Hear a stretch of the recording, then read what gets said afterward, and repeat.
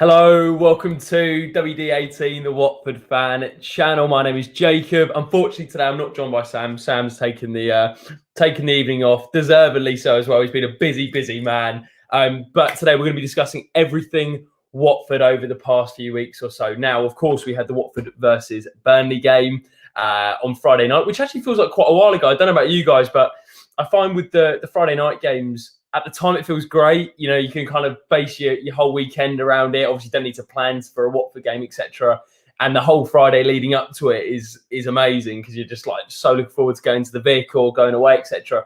But as soon as it finishes, regardless of the result, I'm kind of like, oh, I wish it was on the Saturday. I don't know about you guys, but I kind of come away from it. But look, it did start the weekend on the perfect note, didn't it? With that 1-0 win against Vincent Kompany's at Burnley at Vicarage Road under the lights.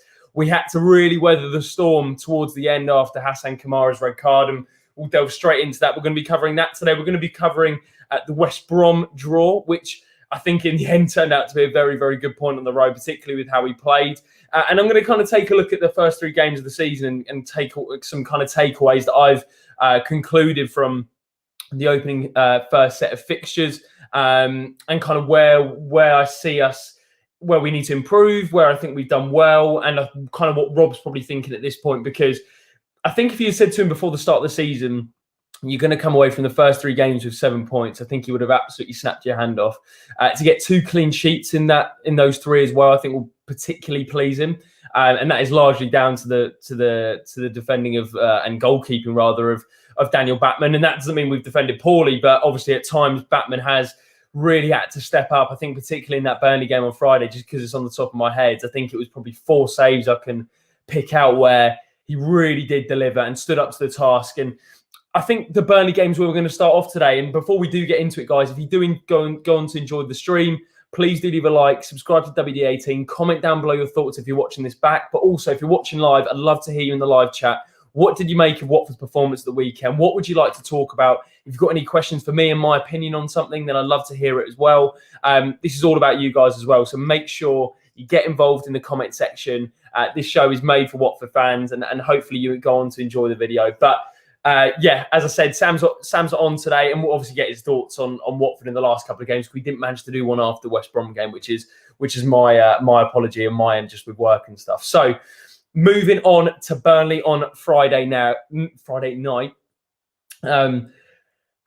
Where do you start? I mean, I think if we kind of take it, the big takeaway for me was it wasn't a stellar Watford performance. Obviously, we're yet to see maybe a 10 out of 10 or a 9 out of 10 performance with this Rob Edwards team, but it got the job done. And I guess the biggest positive for me from Friday night was probably the character this Watford team showed. I think when you look back on last season and how much of a shambles it was, to come away to start to see a spirit building within the squad, I think is only a positive thing.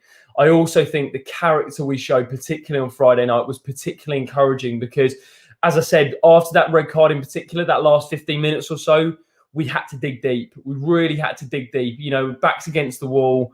I thought the fans were unbelievable on Friday night, actually. It was one of the best atmospheres, probably the atmosphere of the season so far out of the Sheffield United and Burnley game. I think the Burnley one was even better than the opening day. And we said in the first stream of the season how good that was. I thought it was unbelievable on Friday night. And Dan even said it, Dan Backman, you know, the Watford fans were the 11th man. I was going to 12th man, but obviously we're down to 10. The 11th man that got the team over the line. And that's so encouraging to see that the fans are kind of willing to give this team time to evolve and improve, and give Rob the time and space to evolve and improve as a coach. Because this Watford team is far away from the finished article, I believe, and I think there's a number of levels to go up before we do see the best of this Rob Edwards Watford team. But we're still not playing brilliantly, and we're still getting the job done. And I think to come away with 7 points out the last 3, when all 3, I would say, have left areas to be improved, probably the most of which was the West Brom game out of the 3, probably followed by the Burnley game, and the Sheffield United game is probably our best performance overall, I'd say.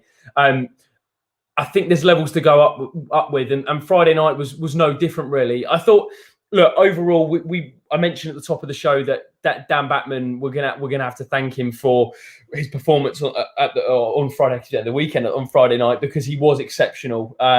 particularly, as I said, when backs were against the walls, he stepped up, and fair play to Dan, because I think there was a number of Watford fans, including myself, and I'm more than happy to put my hands up, that kind of had a few grains of doubt seeding into my mind going into this season with Maduka Okoye coming in from Sparta Rotterdam. Was this the time to maybe look elsewhere in the goalkeeper department? Because Batman wasn't really fancied, was he, last season? And I think it got to the point where I thought, is there a future for him at Watford? He was linked with a move to Man United, which he kind of referenced that had been kind of been put on the table. And I have to say that whatever he's done over the summer has been unbelievable, because he's come out of the traps flying. I mean, every single game he's been brilliant. I think arguably the last 2 games he's been man of the match. Just brilliant, absolutely brilliant, and fair play to Dan. And I guess he has saved us again, really, because there were situations on Friday night where that there is at 1-0, it pulls it back to 1-1 with 10 men, and you never know, just because of the way the momentum could have swung, and Dan didn't let that happen. And I think Rob will be eternally grateful to Batman for the way he delivered over the last 3 games or so, and fingers crossed that's improved going across the season. I also think having a goalkeeper in there who's played, obviously played about 60-75% of the games when we got promoted, so he's got that sort of understanding about how the Championship works. He's got that understanding of what works in this division as a goalkeeper. When's the right time to play? When's the right time just to clear your lines? And I think that will still come over the season. I think he'll still improve. But that was a really big positive for me. So Dan Batman was one of them. In terms of other standouts for me, and I actually tweeted he was my man of the match personally, because I think everyone had kind of picked Batman as their choice for man of the match. For me, the man of the match was Hamza Chowdhury. I thought he was brilliant, absolutely brilliant. As debuts go, that was one of the best I've seen from Watford playing the Championship anyway.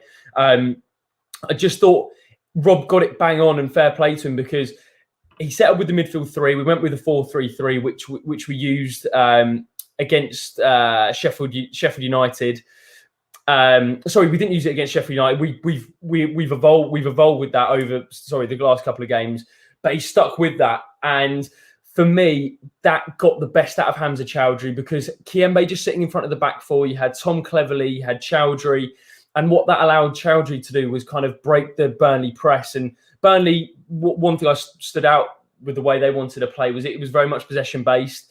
It was very much kind of slow build-up. And what Chowdhury did great, particularly when they had the ball, was with the breaking the press. I also thought what he did great was on the transition, and defending on the transition. And in the second half, where that tackle, I think, epitomised the way he went about his business on Friday night. Breaking up play, covering yards. He was an all-action midfielder and brought a level of energy and tenacity and aggression that I think we've missed in that midfield, particularly in the first couple of games. Now, I think it actually helped having an extra man in there. The first 2 games of the season, we've been playing with that two in the middle. And whilst I thought Kiembe and Cleverley kind of have struggled to get grips on the games in the first couple of games, I don't think they've been helped by the fact they've been overrun in midfield in both games, because there has been an extra man. And I think getting that level of support in the midfield against Burnley was definitely something which I thought we should look to do going forward. Interesting post-match interview as well with Cleverley and Chowdhury, who both speak really, really well. Cleverley kind of made the point that over pre-season he's been carrying this calf issue, which suggests maybe the drop in his performance levels over the first 3 games of the season. I'm one of those people that really do believe Cleverley can give something to this Watford team. I'm certainly not going to write him off this early in the season, number 1, but number 2, after the pre-season he's had, and also the fact that he's captain. And I think Rob's picked him as a captain for a reason.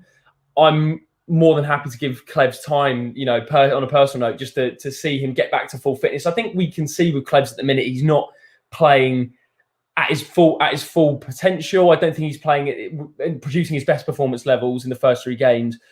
But what I will say is he still contributed. And the goal on Friday night was a really lovely finish. It was a lovely, lovely finish. I think, the play in general, a lot of shout has to go to Ken Sema there. I thought, again, his overall performance was brilliant. I think the way he was hassling, was harrying. His off the ball work, I think, often goes unnoticed, particularly from a defensive standpoint, because and we'll get on to that left side. But Kamara at times was out of position, and Clev's Sema was really good, in my opinion, and in terms of his positioning and his defending, and also just his constant work rate. I think in the Championship, Ken is a good player to have, a good player to start, actually, especially when you need, you know, if I'm Rob, I'm looking at Sema and going, I can tell him what to do, and he'll do it, and he'll buy into what I'm trying to do. And I think that's really important to have players like that. But going back onto the goal, great work from Ken. And I think when it kind of reached the edge of the box, I was thinking, surely someone's gonna come onto it. And it was kind of like that trademark Tom Cleverley run, wasn't it? We saw it. It really reminded me actually of that Arsenal goal he scored under Marco Silva, if you remember, October 2017. And he just kind of made that late run, just kind of darted onto it. And I think the adrenaline kind of hit him. Well, it kind of, when he scored, it was a lovely finish. Obviously, used the man just to bend it into the bottom right-hand corner. But what was interesting was he kind of ran off, and then you could see that was the adrenaline, and then he felt the knock onto his leg. And he mentioned afterwards that it wasn't the plan for him to play a full 90 anyway. So he obviously came off at half time for Dan Gosling. But on Cleverley, as I say, I really wanted to work with Clevs. I think we've got to I think we've got to give him time to get back up to full fitness. As he mentioned, he hasn't had a full pre-season, and I think Clevs knows, you know, he's not in the prime of his career anymore. He's not in his peak ages, so he's got to look after his body a little bit more. It also takes longer to recover when you get a little bit older in your stage of his career. And that's not me writing him off, by the way. That's me just saying that there's certain things that he's probably got to manage that he didn't have to do before. And I think it's just important that we give him the time to get back to full fitness. And I think we'll see better performances from Clevs over the season, really. But yeah, in terms of the midfield in general, as I said, Chowdhury I thought was the pick of the bunch. Kiembe was given man of the match. I actually thought Kiembe stepped up last 20 as well. Again, it was something about the red card. I don't know whether you guys noticed this as well, but this is one of the most pleasing aspects of that performance for me was when the red card happened. You saw a lot of players having their chests out, kind of looking up, going, "Yeah, let's get this. Let's get these 3 points. Let's dig in." And I think if you had said that to me last season in that same situation, 1-0 up with the red card with 15 minutes to play, I think if it wasn't against a big team, I couldn't really see us grind. Even then, I just don't think I could see us grinding it out, to be honest. So I think that was such a spirited last 20 minutes, and I think Kiembe epitomised that, to be fair. I think he wasn't my man of the match. I wouldn't have given him man of the match. I think Chowdhury was better. I thought Batman was better if you're looking at kind of key moments and overall performance. But I thought Kiembe last 20 minutes was one of our better players, particularly. I also think this has been, you know, a big point on this Watford team is that midfield. And I do think it could be strong when Loser and Chowdhury are at the base of it. You know, if we are continuing with this 4-3-3, which shifts to a kind of 4-2-3-1 out of possession, I do think a Loser Chowdhury holding pairing could be really strong. And one that I could see Rob looking to use. It's interesting with kind of the transfer business that we made, whether Rob will continue with this 4-3-3 formation. Now, I got the impression when he joined that he was going to go for that 3 at the back formation. I think the fact that he used the 3-4-3, didn't he, against Sheffield United. He then used the 3-4-3 again against West Brom. Obviously, Emmanuel Dennis leaving to Nottingham Forest has kind of forced his hand into changing it. And then that was that kind of conundrum of, do we keep Sarr up front? Do we play him as a wing back? Do we play him out wide? Do we play him through the middle? Now, I was someone who didn't want to see him play through the middle because I've seen that before with Watford managers where they've tried to shoehorn him in. And there's been quite a few since Sarr joined in 2019. There's been quite a few. And it just hasn't worked him as an out-and-out striker. I thought it was interesting that Rob went to the 4-3-3. And I personally think he'll continue with that if Sarr stays at the club. I think it does kind of rest on what Sarr does, because ultimately if Sarr goes, I don't know if we have an out-and-out right winger who can play that role the same as Sarr, because I think the great thing about Sarr is he doesn't really cut inside much, does he, on the right? Like, he's constantly looking to hit the lines and hit the byline and get crosses in. And I guess hopefully his relationship with Gaspar develops, because it was so good with Kiko, because Kiko was constantly bombing on. Sarr would often stand the defender upright, and then you always knew Kiko was going to bomb around the side of him. With Gaspar, he's a different sort of defender, isn't he? He's more of a kind of, you know, defensively, I felt quite secure with him, actually. I don't think at any point I felt he was out of position or he made any real errors. Like, he was very solid at right back, but I don't think he actually offered a lot going forward, because maybe it's a case of, you go, Sarr, you know what, you can do that. And I guess that's the luxury of playing that 4-3-3, because in the Championship you probably don't need the same level of, maybe not defensive structure, but ultimately Sarr can probably get away with sometimes staying a little bit higher up the pitch, and we can use him as an out ball. Whereas with Gaspar, when it was in the Premier League, rather, Sarr would definitely have to drop a bit deeper. But because we have some of the better individuals in the Championship, we know we're going to have more opportunities. I think although we didn't have a lot of possession on Friday night, because I think it was 35% possession in the end, we know that Sarr can kind of hang on the last man a bit more, if that makes sense. I hope I've kind of made sense there. So I think it does depend on whether Sarr leaves in this window. We'll get onto the Emmanuel Dennis chat. Obviously, Keenan Davis has joined Watford as well. So let us know what you think in the comment section about that. But as I said, just a few stats on Chowdhury, and someone I just wanted to highlight. You know, he obviously against Burnley, it was his debut, and he completed 93% of his passes, 8 ball recoveries, 4 out of 5 ground duels won, 2 tackles, 2 interceptions, and 2 fouls won. And these stats are from Orns. Make sure you check him out on Twitter. There's some great stuff with Watford. Those stats, I think, kind of epitomises everything he did well on Friday night. Like the way he read the game, the way he broke up the play, the distance he covered, all that. As I said at the top of the show, it's an all action performance from Hamza Chowdhury. In terms of other individuals, before we get onto your comments, and thank you to everyone who's watching at the moment, I really, really do appreciate it.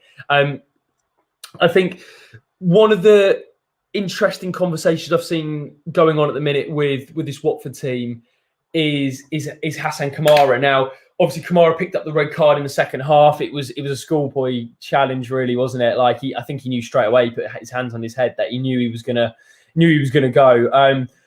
I thought Kamara had a good game in parts.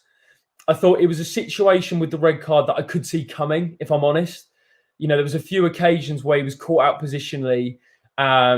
I think at times he was maybe a little bit too tight on the Burnley front line. I think he was very keen to get really tight to them, just to knock on. Maybe it was an instruction that the 2 fullbacks try and get a little bit higher up, but Gaspar maybe wasn't doing that as much, to be fair. But Kamara was really trying to get up tight to his man. And I think the only issue with that is, if you don't then give him a yard, at some point you are going to have situations like the red card where you kind of get caught face on, and then they're running him behind, and he's got. I mean, the thing is, the ball was going to Batman, wasn't it? So he didn't really need to make the tackle. But just was an odd decision, that one. And I think you could tell by his reaction, to be fair to him, that he knew he made an error. And as I said at the top of the show, the way we ground out the win and really dug deep at that point of the game, I thought it was fantastic. Pardon me. I thought it was fantastic. And if I'm Rob in this situation, I'm looking at that team going, you know what? There's better performance levels to come. But one thing that I can say that I've built already over, you know, the 2 months he's been here, he's brought a real spirit. I have to say, you know, you look at, as I said, I don't want to keep harping on about last season, but it's chalk and cheese when you look at the team spirit and the dressing room. You can just tell a mile off the dressing room atmosphere. The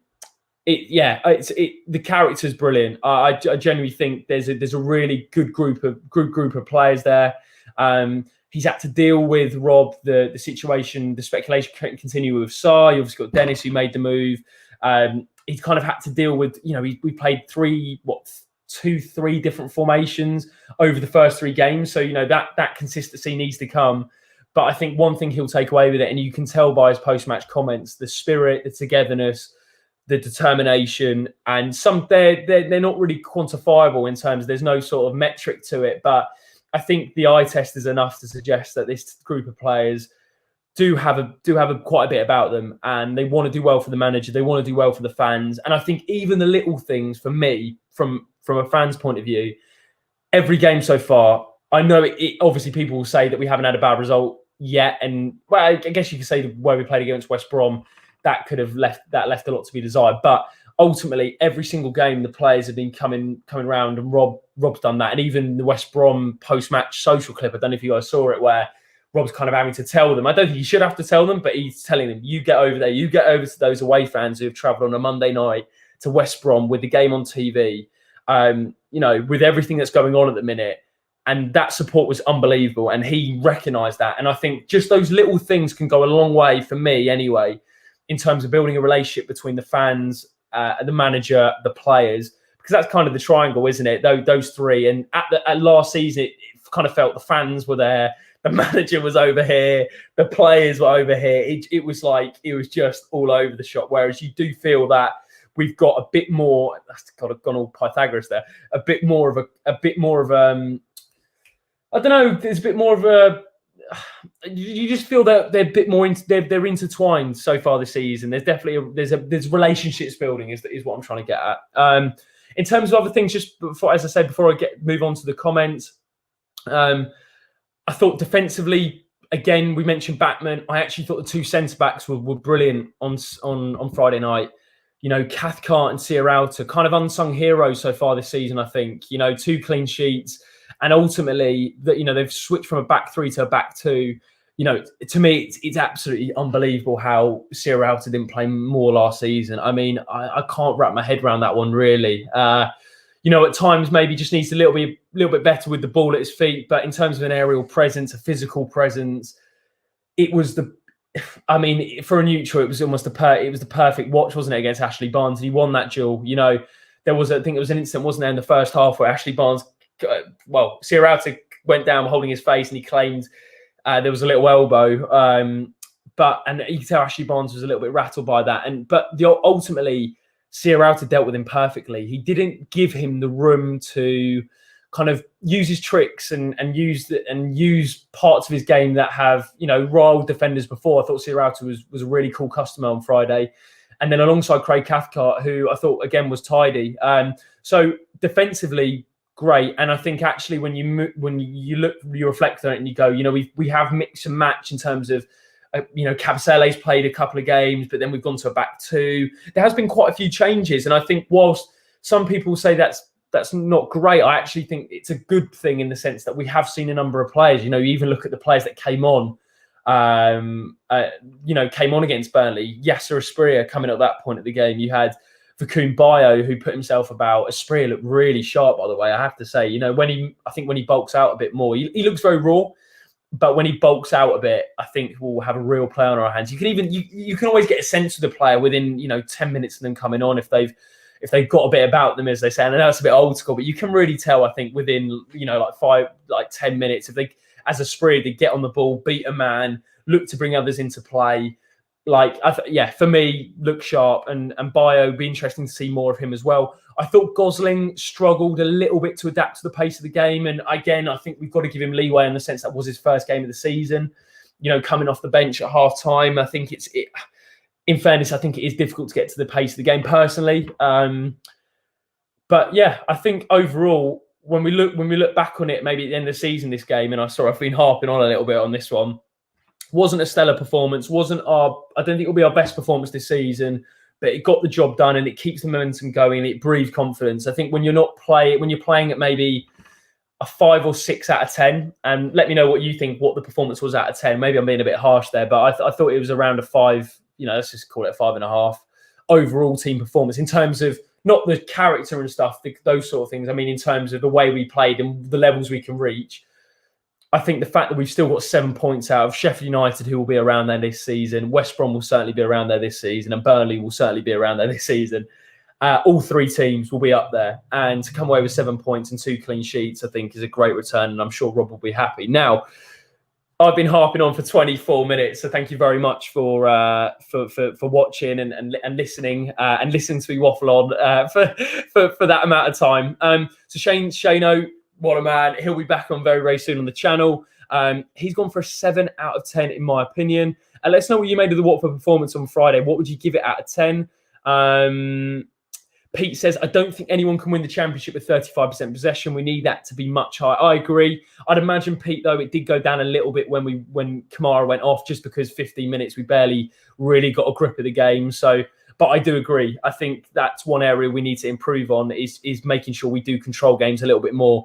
I think that's probably one big criticism I've had of the first 3 games of the season is we haven't controlled games maybe the way I would have wanted to, but I think that will come with time.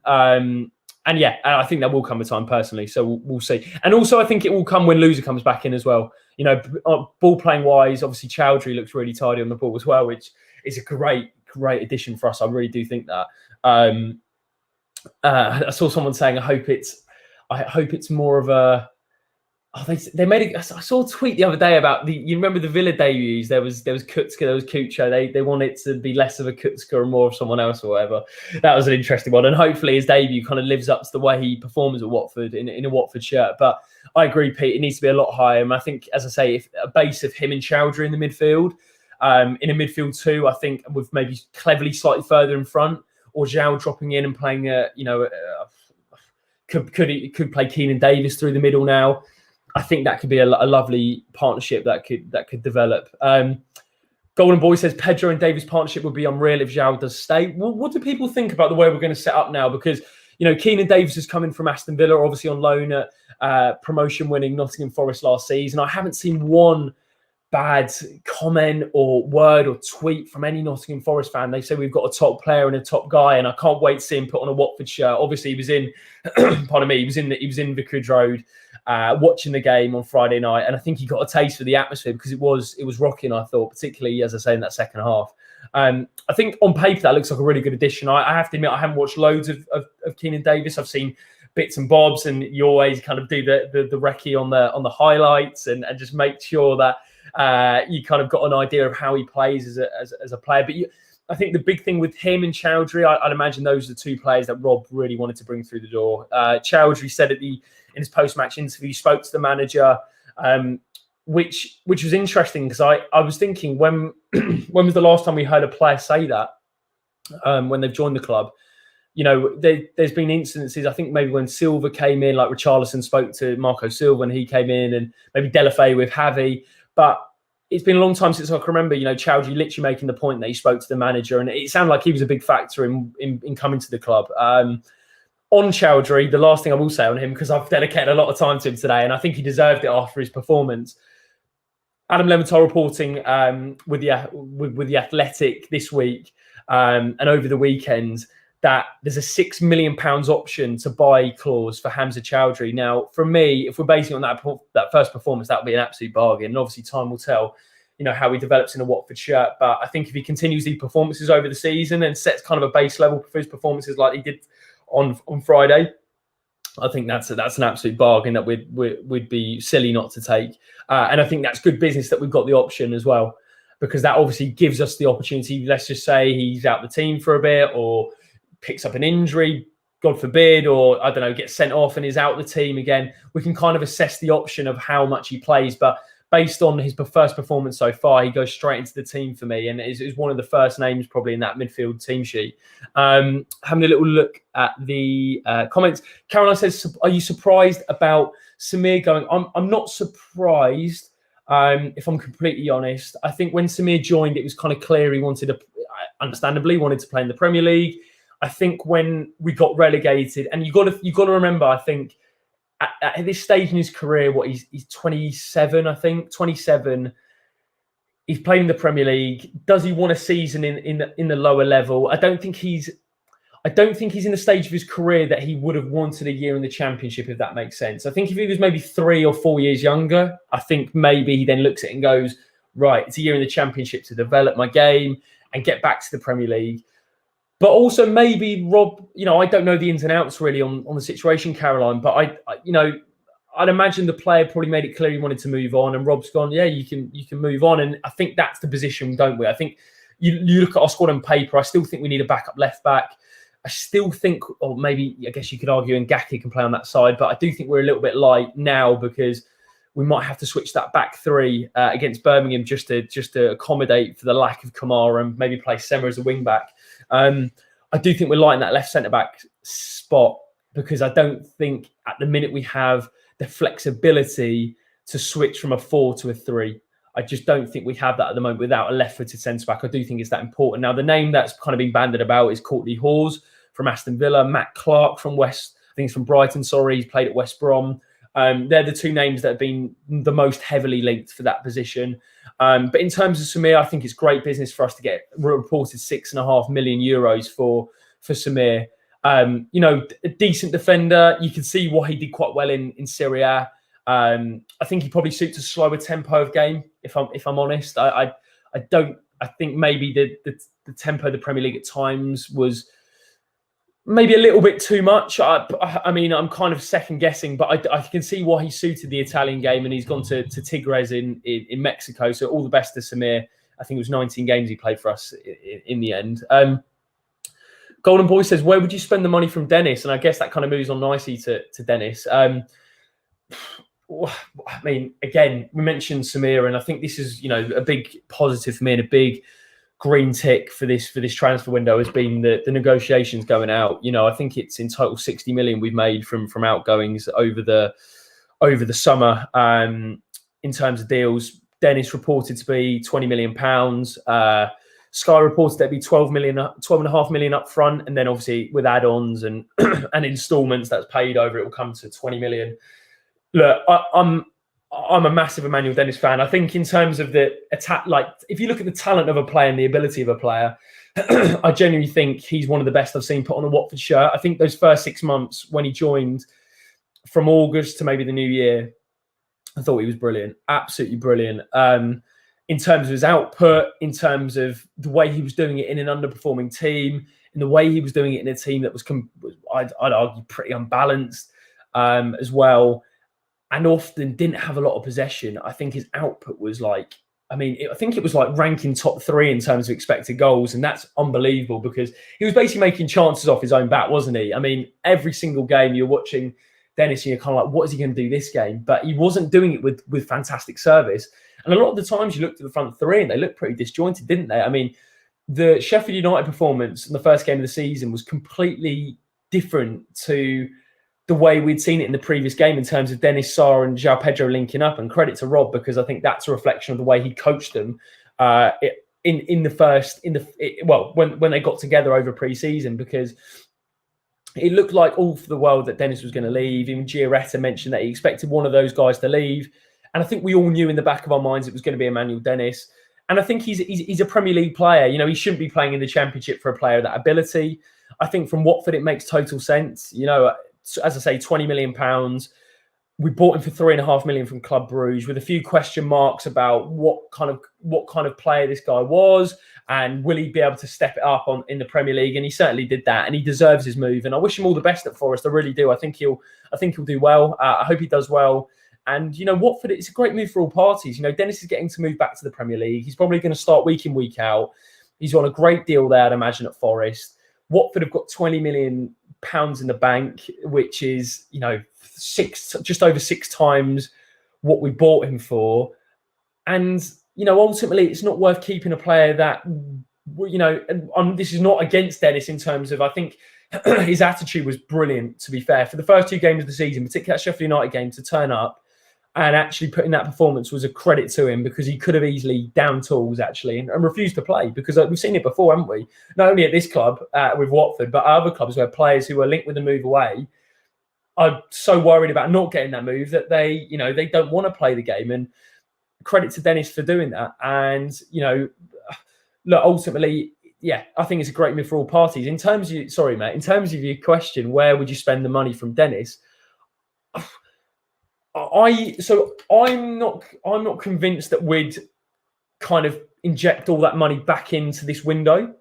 I think they'll look at the options and maybe spend a couple of million on a player, but I don't think the model now is to spend 20 million on one player or 20 million on a few players. It will be like 2 or 3 million maybe on key positions. And I guess if you're smart with the recruitment, it works. I'd argue over the past few years, it maybe would have been time to invest that money. And we tried to do that with Sarr, etc. That's a long story. But in answer to your question, I don't think we'll reinvest that 20 million straight away, which I can understand the frustration with, because I guess some people would argue, if you're bringing in that money and we've sold, the likes of Dennis, Samir, Zinchenko, Messina, the list, there's a whole lot of players that have kind of moved out. The Cucho, obviously, just getting under 10 million for him. So I can understand the frustration that he doesn't get invested back in. And I guess that's a conversation for another day.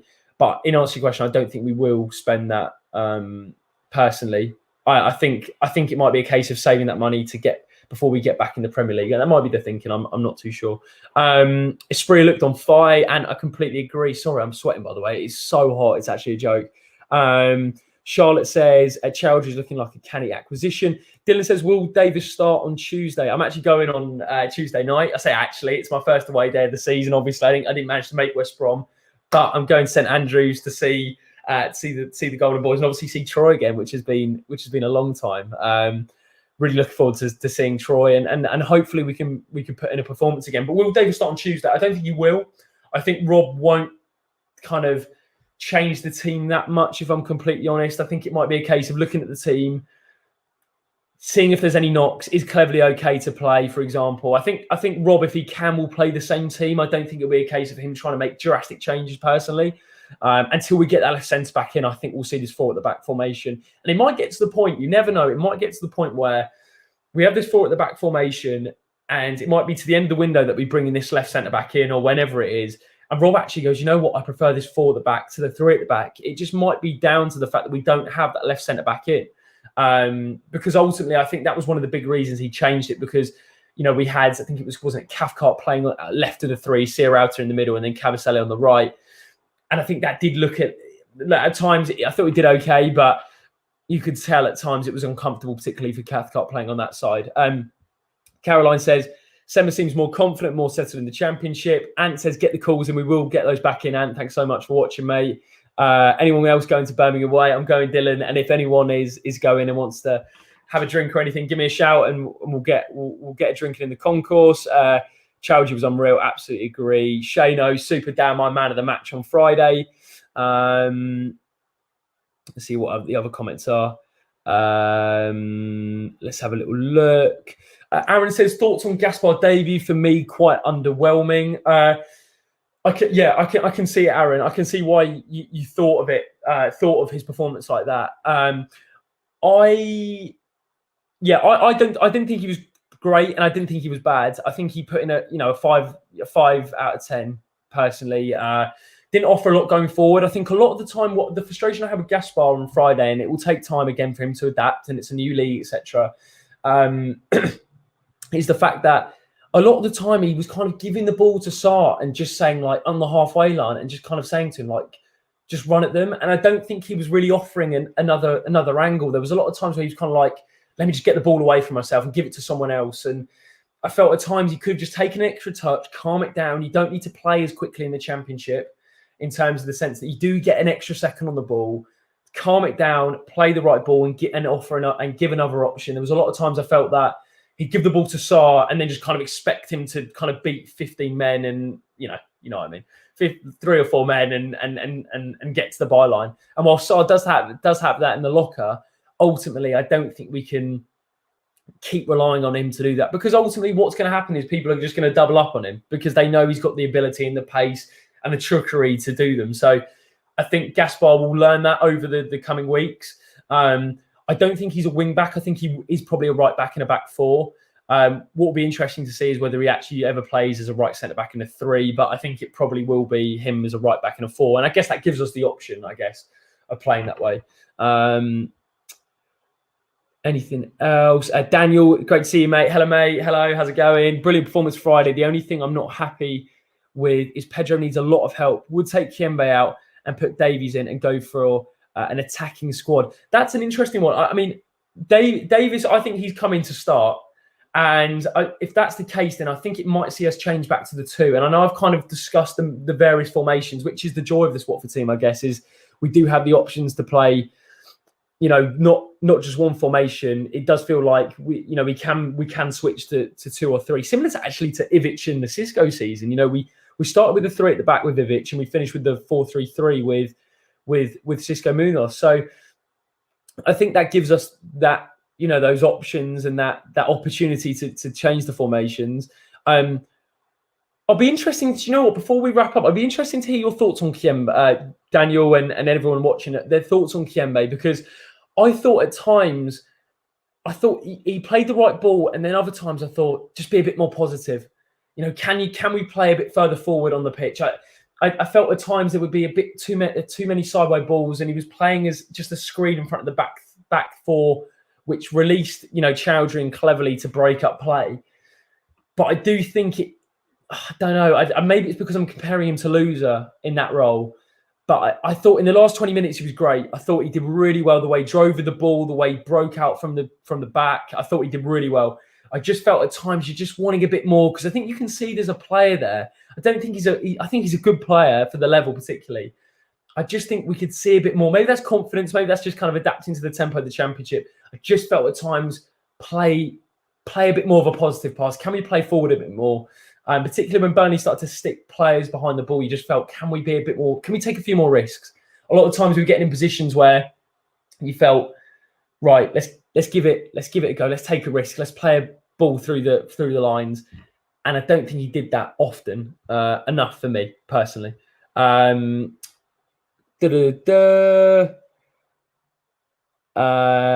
Ken doing it again, says Brown Electrons. Nick G says, not sure what people expect from Gaspar. Playing the same country and league in his whole career. He's been here 5 minutes, needs time to settle and adapt. No mistakes really other night, was fine. Agree, Nick. I agree. I think we have to give him time and to settle and adapt. It just the only criticism for me really was just in terms of some of the balls he was playing to Sarr. Personally, I think he could have maybe mixed up a little bit and played it over the top, or just there was some times where Sarr was picking up the ball with his back to goal with two people around him and he was fizzing it into him, and I was like, just don't play there, play out, etc. But I completely agree with you, Nick, in the sense that it will take time. He needs to settle. He didn't really make any major errors, did he? He didn't, he had a solid debut, a solid home debut anyway. So looking forward to seeing more from Gaspar. Some interesting thoughts on Kiembe. Some people are kind of saying that he ticks the ball over well, but then some people are saying they don't really know what his role is, as I'm reading the comment section. Daniel said Kiembe is a weird one because sometimes he'd take too long with the ball and there would be a player in front who would be cheeky, but for me, Chowdhury cleverly would be fine and put Davies up front. Crazy Cam says, I think the case for Kiembe could be the cause for a lot of players. Has grown into games but is naive and wanting to play right pass early on. Melanie, Sky gave Kiembe man of the match. That wouldn't be my man of the match personally. I thought Kiembe did well, as I said, last 20, but I think Bachmann and Chowdhury are my two standouts without a doubt. Charlotte says, any idea how serious Clev's injury is? He's been important for us as a leader on the field. Great to see him finally officially given the captaincy. Fully deserved as well, I think, Clev's, in terms of a character around the place. We've spoke to him on the channel. If you haven't checked that out, give it a watch from our last promotion season, it was amazing to speak to Clev's. Jesus Christ, I'm sweating so much. It is so hot. I hope you've had a good Sunday anyway, because it has been roasting. In terms of Clev's injury, I'd imagine it was an impact one for the goal, just because it was someone sliding in, smashed him on the leg, and I think he probably got a dead leg, etc. I think he's carrying this calf issue, isn't he? He's had it kind of throughout the last couple of years. Didn't have a proper pre-season, as I mentioned at the top of the show. So it may just be a case of, cleverly sitting out Birmingham and putting Gosling in there just to give him a bit of time, because I don't think it's worth risking Cleverly if we know we're going to need him further down the line. Especially when, you look at the Christmas period when the World Cup's on, there's going to be so many games. And I just think we don't want to get in a position where, Cleverly's out for 3 months and we're like, we should just manage his minutes a bit more. And Rob will know that. So I don't think we need to worry about the way he's going to be managed in terms of his injury, but I hopefully think his injury is going to be okay. I think, we're going to wrap it up. If there's any final comments, as you can see, I'm sweating a lot because it is so hot. In terms of anything I missed, I think I've pretty much covered all my thoughts. I've been waffling on for about 45 minutes. I can't believe people are still watching, so I really do appreciate that. But yeah, I'm confident going into Birmingham. I think the great thing is, and it will still happen, is Edwards will have the time to keep evaluating the squad, what needs to improve, what needs to change from his point of view. And we're still picking up points. And I think that's the great thing. So we'll have to wait and see. But I will be there on Tuesday night at Birmingham at St Andrews. As I said, if you do come to the game, and if you are about, I'd love to come and have a chat and just come and say hello. It'd be great to see you and see some familiar faces. This week, obviously, we've got the Birmingham game, and then I think we've got Preston away. So kind of two away games back to back for Watford, 2 tough away games actually, and then obviously we've got the Milton Keynes Carabao Cup game and the QPR game. So I think we'll try and get a video for you guys with Sam, and I think Shano's gonna come back on and give his thoughts, and we would love to get Shano back on. What a man.